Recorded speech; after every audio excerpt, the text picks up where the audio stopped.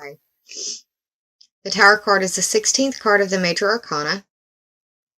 1 plus 6 is 7, and that is the Libra ruled house of your partnerships, relationships, and how you identify who you are through your relationships with others. It also speaks to counseling and dealing with open enemies.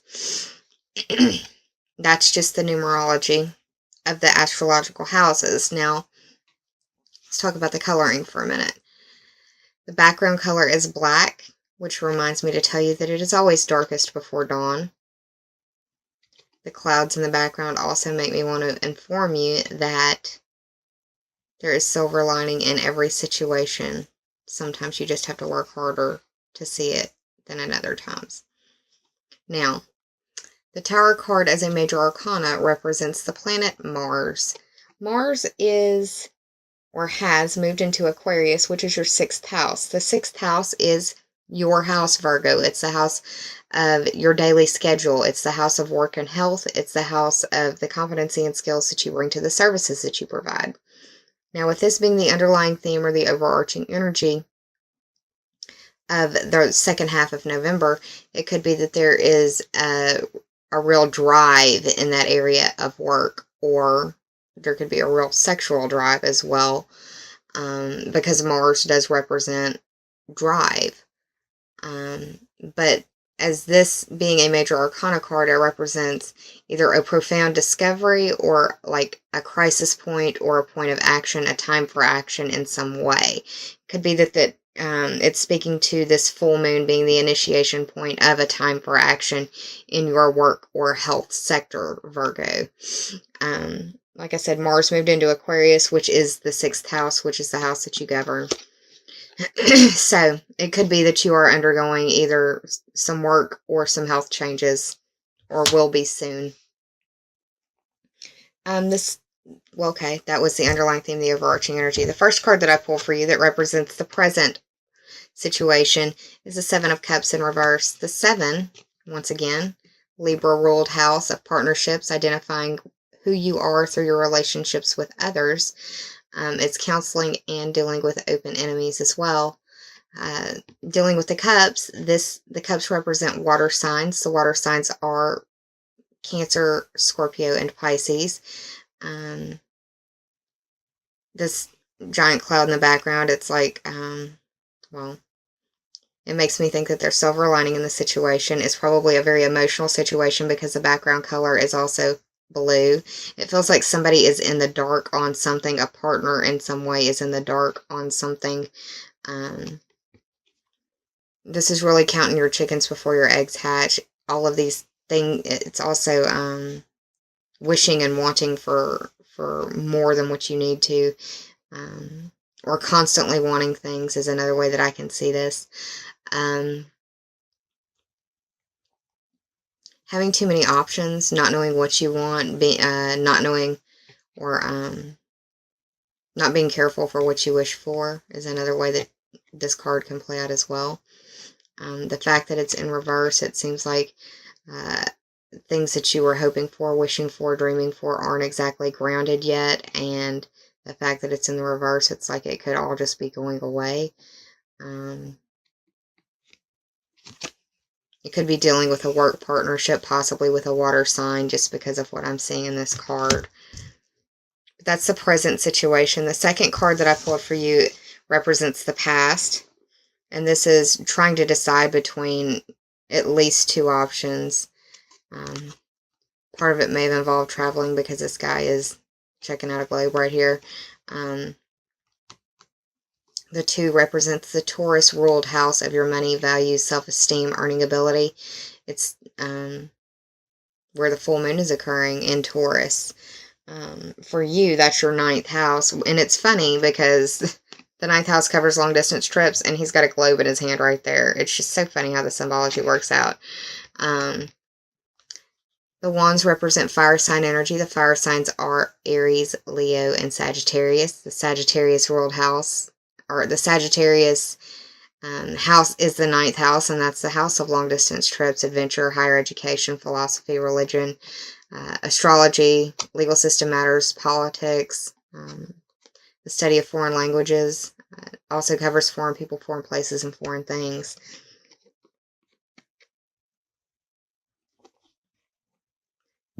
Like you were having a difficult time deciding on one or the other, and one is favored. There's another one that isn't even being paid attention to back here, but I also see the wands always as a phallic symbol. Just, that's what it looks like to me.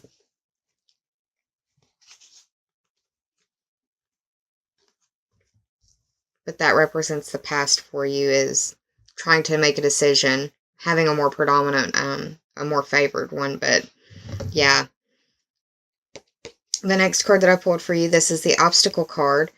This is the Five of Cups in reverse, and the Five of Cups for me, well, the 5 represents the Leo ruled house of your children, your pleasure, your social life, your creations, creative ability, creative pursuits, creative endeavors. Also the house of romance, dating, and it's where you make your babies. The Five of Cups, for me, I saw myself in this card for so long. Being upset about everything that I'd lost in the house fire, not being thankful for my health and my life and the fact that I was still here, you know, those types of things. In the reverse, it could be that you may have sustained some sort of loss in some way that really has made you reevaluate things. The obstacle here is that you can't get over what you've lost, and you're not paying attention to what you have that could be right in front of you if you would just turn around and pay attention to it. Kind of like this. If you would just turn around and pay attention to it, you know what I mean? Because there's 2 cups right here.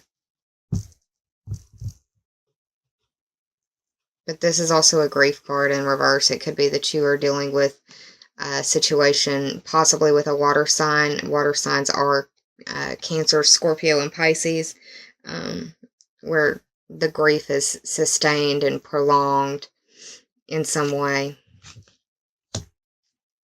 And that's the obstacle. It's getting past that situation that caused the trauma, that caused the grief, that caused the hang up. The help in the situation, and it doesn't look like it would be much help, but we'll see what I get.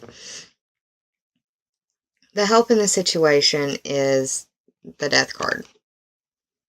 Now, with the Tower and the Death card, people are probably going to be freaking out. Don't freak out. These are pictures on cards that can be broken down into many different things. Okay?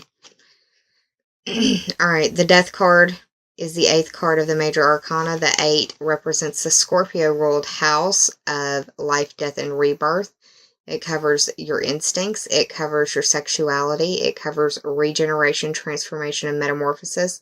It also covers other people's money. That's the 8th house, the numerology up here. The Death card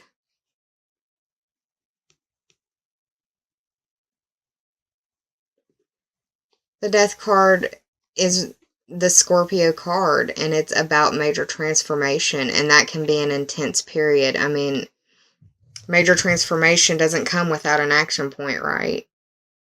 You know, this action point may have to initiate all of these other events so that major transformation occurs, because that's the only way that it could or would occur, that it wouldn't happen any other way.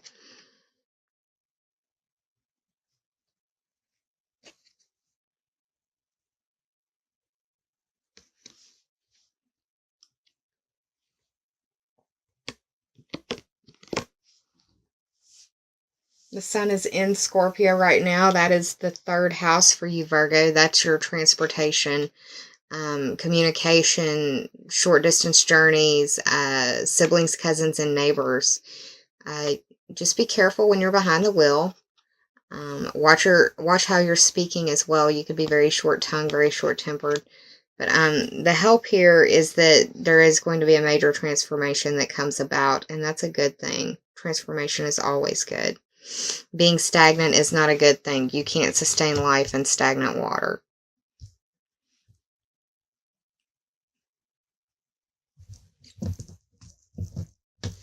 The final card that I received for you, and this is the possible outcome, is the King of Wands.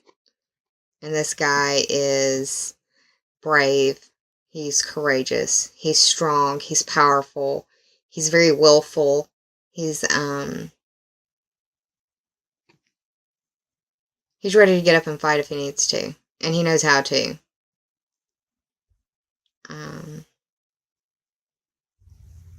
I definitely think of Mars when I see this card as well. You know, Mercury's moving into the 4th house. You're going to have a lot of Sagittarius energy playing out towards the end of the month, and it could be making you feel fiery, which is not a bad thing. That can be a good thing for you, especially if you're trying to undertake this this major transformation. You're going to have to be assertive. You're going to have to be courageous. You're going to have to be brave, right? The King of Wands is representative of fire sign energy. The fire signs are Aries, Leo, and Sagittarius.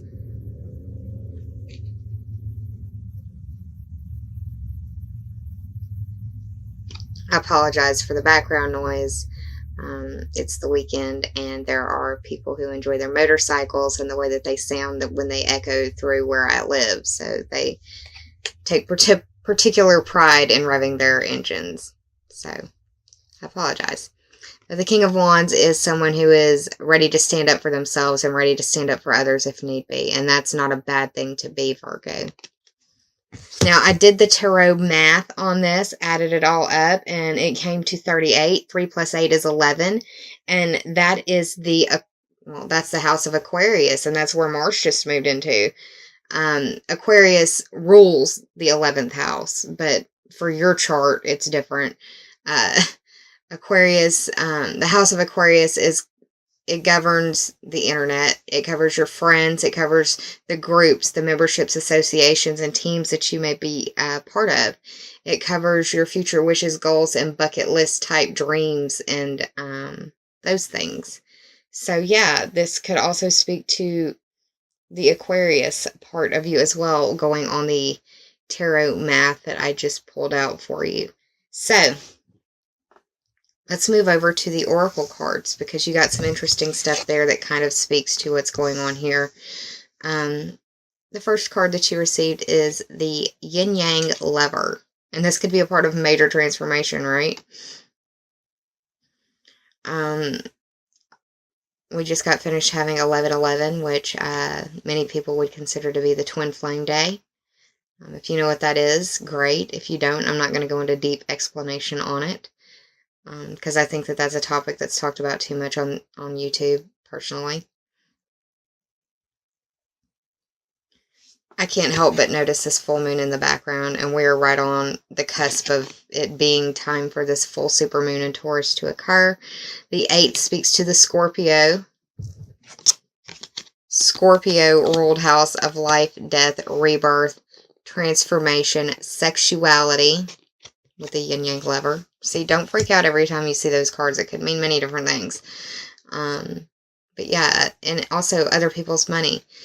This card in this deck, what it means to me when I see it is that what you're seeking is seeking you, kind of like law of attraction, power of attraction type thing.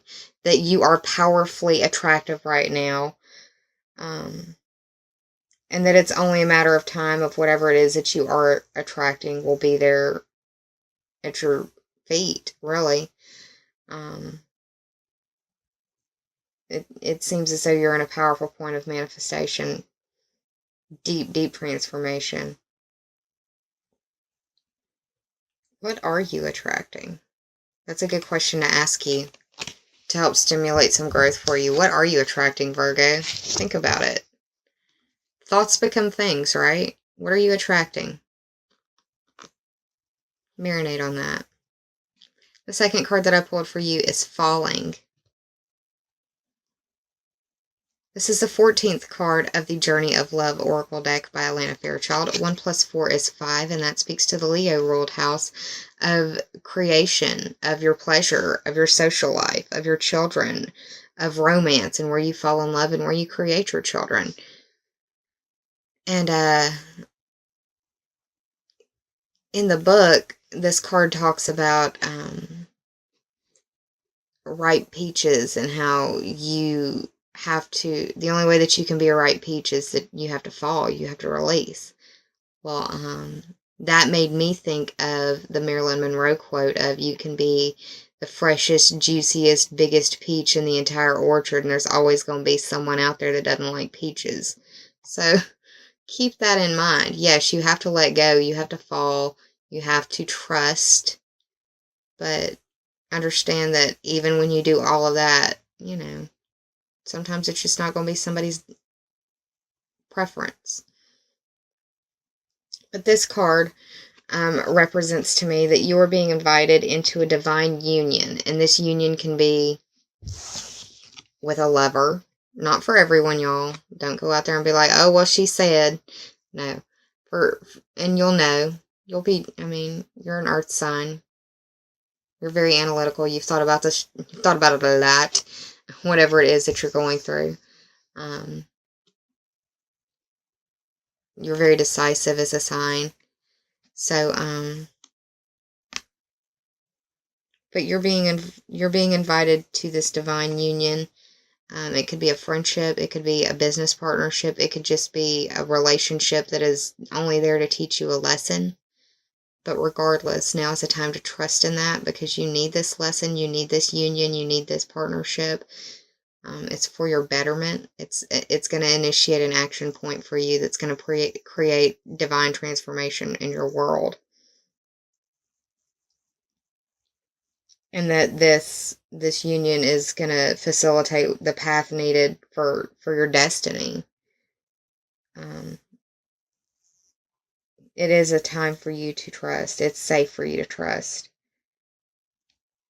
That you need to take a leap of faith and fall into the protected arms of love, and fall into the protected arms of grace, fall into the protected arms of this divine union and the plans that y'all are going to bring forth. So yeah, Virgo, that's what's going on for November. If you enjoyed this reading, and I hope you did, please like, share, and subscribe. And if you already have, I thank you from the bottom of my very grateful heart.